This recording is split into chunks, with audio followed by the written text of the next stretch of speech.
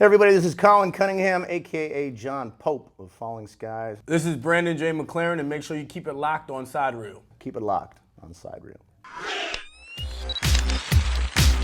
SideReel's Ruba sat down with Colin Cunningham and Brandon J. McLaren, stars of Falling Skies on TNT, to talk about Season 2. How are you, man? I'm great. Thank you so much for being Fantastic. here. No, thank you. Thanks for having me. I really do appreciate it, honestly. God. No, the support for the show's been fantastic.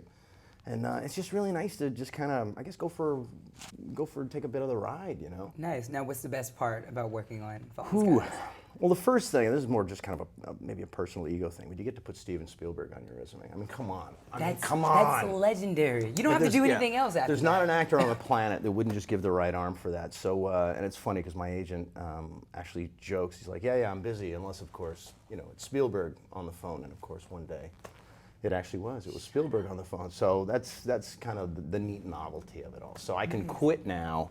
I've Job done. Done pretty good, yeah. So now just the rest is all gravy, you know. Now, tell us about your character, John. John Pope. John Pope, under the best of, during civil times, minus the apocalypse, I think John Pope would have been certainly a bit of a renegade and a bit of a rebel, a bit of a badass. You know, he's got the long hair and the beard and covered in tats and leather and all that kind of stuff. Only now that the apocalypse has happened and all these aliens have come down, we have a common enemy. Even though we may not have been friends before the war, we both have a common enemy, as in that guy over there needs to die. So you know, war makes strange bedfellows, kind of thing. So that's it. And Pope's very good at what he does, and what he loves to do is kill the aliens. He just lives for it. Cool. What is something about John that you really wish that you had that sort of characteristic or mannerism about? Ooh, I think he's able to hyper focus on what needs to be done. If anything, the character of John Pope isn't encumbered by family or girlfriend or kids or necessarily, you know, being considerate of other people. It's like, look, this is survival. This needs to be done. All right, I don't care if I hurt your feelings. Boo-hoo for you. We're gonna get it this done, needs to no happen. matter It what. needs to happen now. Yeah. So I don't have that. I'm a little too considerate of other people's feelings. That's Is not that bad. That's not okay? bad quality Yeah, to not have. bad quality. In peacetime, I think it's pretty good. But for the world that is Falling Skies, man, sometimes you just got to cut that crap out and say, look, Get down to you business. know, you can cry tomorrow, but at least you'll be alive to do it. You know, Exactly. so that's what needs to be done. Right? Now, for the rest of the season, what can we expect? We want some juice. Ooh. We want something super exclusive. Well, I'll tell you, the first season was certainly good, and it definitely had some great things going on. But the second season is more edgy. It's more edgy. I agree. It's more violent. It is bloodier. It is way more intense. And if anything, I got to tip my hat to TNT, who said we got something good here. And instead of, well, let's just kind of keep things as they are, but if they ain't broke, don't fix it. They thought, no, it's not broke, but let's fix it double it anyway. up. Let's double up. So they really did double down on the budget and the writing and everything. So the writing's phenomenal, and working with Noah Wiley and Will Patton and these guys, I mean, they're just amazing, you know. So it's great. You have a character-driven thing with some fantastic actors, and then you get to throw in all this crazy, wonderful VFX and all this kind of stuff. So we're just having a blast, you know. So yeah, so hopefully, if you like what you're seeing, more of the same. Yeah. It'll continue to be edgy. The pacing will continue to be badass, and it's kind of PG-13 now, man. You gotta. Cool. I don't know if I'd have my niece watch it. Your character says goodbye. Yeah. It's the end. Yeah, it's the end. But you know, he goes in a great way. Yeah. He goes in a good way, and it's exciting, and it's disgusting, and it's all the things you want in a death scene. You know what I mean? Nice. Now, when you found out that your character was getting the axe, how did you feel about that? You know what? I was a little disappointed. I'm not gonna lie, just because I was just starting to sort of get into the show. Right. You know, starting to kind of get to know the cast in a more personal way.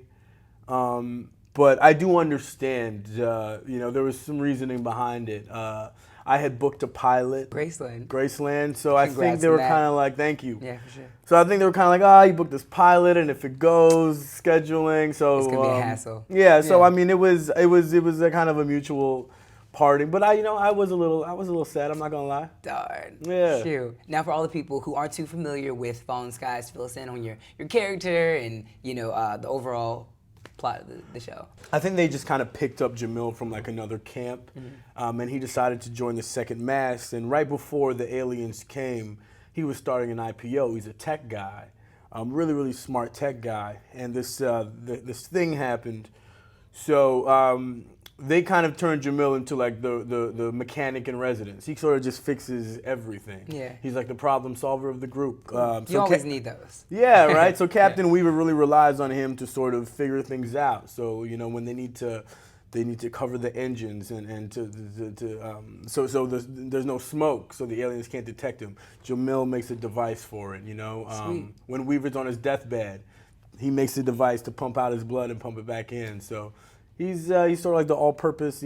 I'll do what you guys need me to do. How did you prep for this role? Was there any sort of things that you did to try to? I can't fix anything. I can't fix a damn Really? thing. Come on No, now. nothing. Not handy at Nope. all? And it's funny because my dad will fix everything. Wow. My dad's like MacGyver. You just and don't have time for it. I just have no interest. I'm just not good at it. It's just not Wow. a talent of Can mine. you cook? I cook, yeah. Sweet. Yeah, Okay, yeah. I was about to say, well, if you I can cannot do that. cook Yeah, and yeah, you cannot be yeah. handy, well, I can't help I'm just you with taking that. up space. Now, we all know your character's gone now. Yeah.